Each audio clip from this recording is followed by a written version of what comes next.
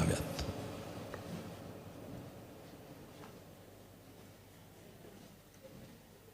आबांचा आणि माझा प्रत्यक्ष परिचय जरी गेल्या 10 वर्षातला होता तरी मला कळते तेव्हापासून मी आबांना पाहत होतो. कारण माझं गाव आटपाडी आणि सांगोला ही आबांची कर्मभूमी आणि त्यामुळं आबांचं मोठेपण जसजसं वय वाढत गेलं तसतसं आबांचं मोठेपण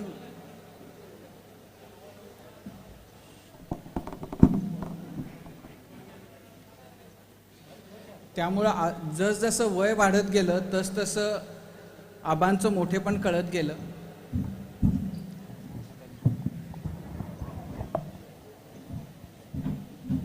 आत्ता म्हणजे आबांच्याबद्दल बोलताना खरं तर कोणत्या वैशिष्ट्य लावून त्यांच्याबद्दल बोलावं असा प्रश्न पडावा अशी स्थिती आहे. आणि काही वेळा तर असं वाटतं की आणखीन एक 5-10 वर्षांनी जर असं आपण सांगायला गेलो की असा एक लोकप्रतिनिधी 2021मध्ये आमच्यातून गेला, ज्याचं चारित्र्य, ज्याची वैचारिक बांधिलकी, ज्याची निष्ठा,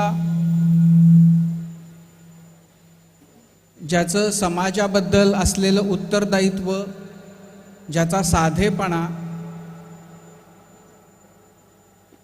हे जर आपण सांगायला गेलो तर लोक विश्वास ठेवणार नाहीत की असा माणूस आत्तापर्यंत आपल्याबरोबर होता, आपल्यामध्ये होता.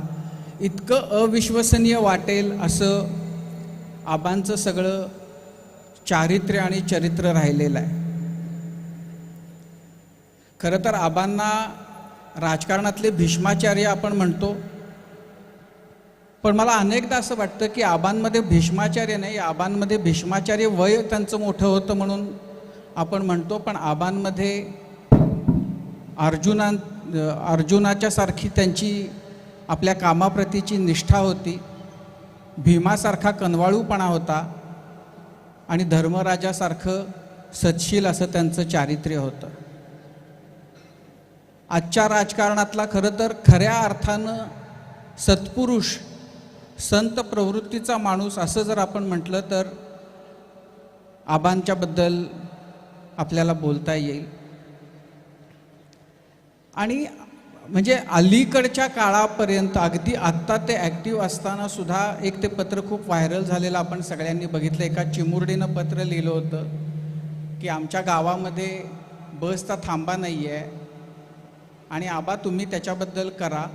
त्या मुलीला जे पत्राचं उत्तर आबांनी दिलं होतं ते जरी पाहिलं तरीसुद्धा इतक्या मोठ्या माणसाच्या मनामध्ये एका छोट्या 12-14 वर्षाच्या मुलीला पत्राचं उत्तर पाठवायला दिरंगाई झालीच्या बद्दलची जी एक त्यांच्या मनामध्ये सल होता, ती जी भावना होती, ही खरं तर अविश्वसनीय वाटेल अशा प्रकारची आहे.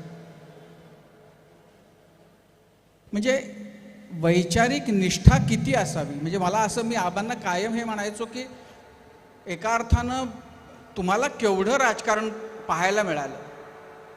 60 वर्षाचं जे तुमचं राजकारण होतं त्यातली पहिली 20 वर्ष ही यशवंतराव चव्हाण, बाळासाहेब देसाई, भाऊसाहेब हिरे, खेर अशा मंडळींच्या बरोबर तुम्हाला काढायला मिळाली, त्यांचा सहवास मिळाला.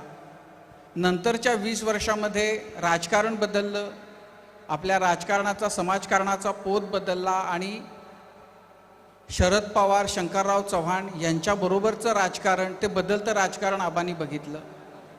आणि आत्ताच्या काळामध्ये हे जे नवी पिढीचं राजकारण आहे, ज्याच्यामध्ये विलासराव असतील, अजित पवार असतील, पृथ्वीराज चव्हाण असतील, देवेंद्र फडणवीस असतील, ह्या मंडळींचं राजकारण बघायला मिळालं.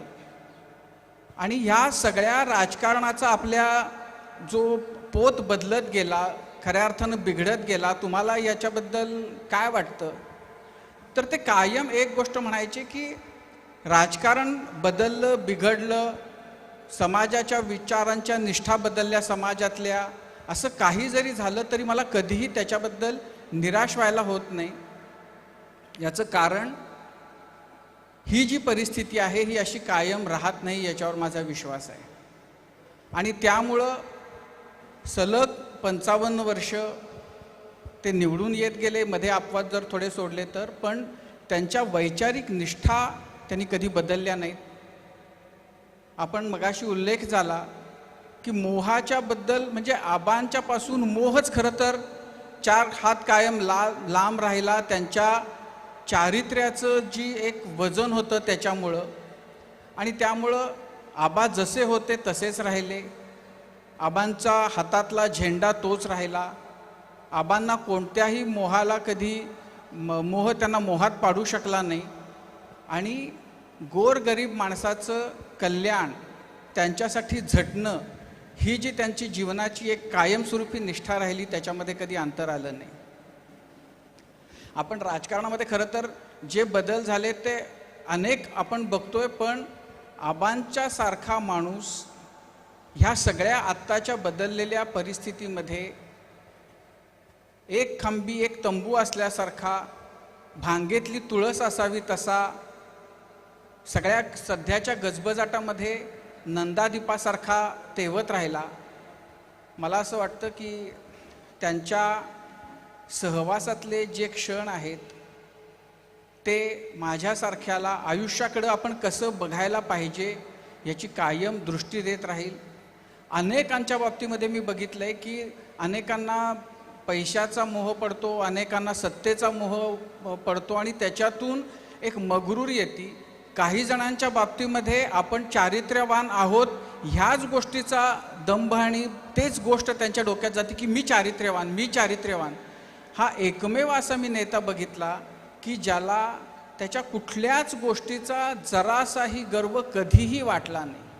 आपली साधं राहणं, आपलं चारित्र्य असणं, आपलं लोकांच्या बद्दलची असलेली सदैव निष्ठा कायम राखणं असो, कोणत्याही गोष्टीचा त्यांना कधीही ती गोष्ट त्यांच्या डोक्यात गेली नाही.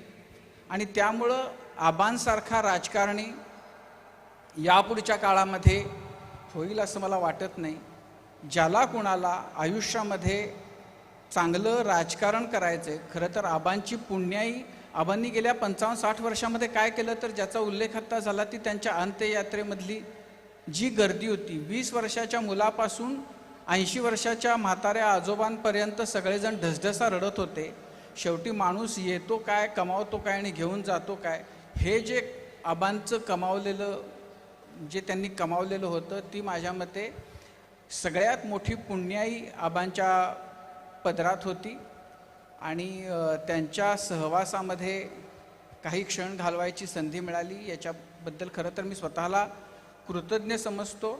आणि आपल्यापैकी अनेक जणांनाही ती संधी मिळाली, तर आपण सगळेजण त्या अर्थानं भाग्यवान आहोत.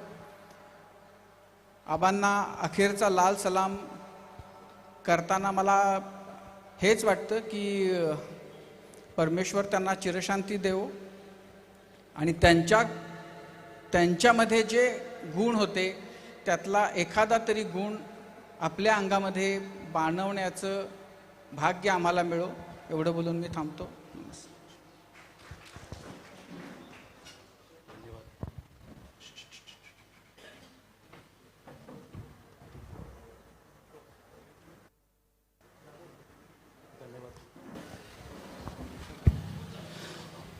खांडेकर सर,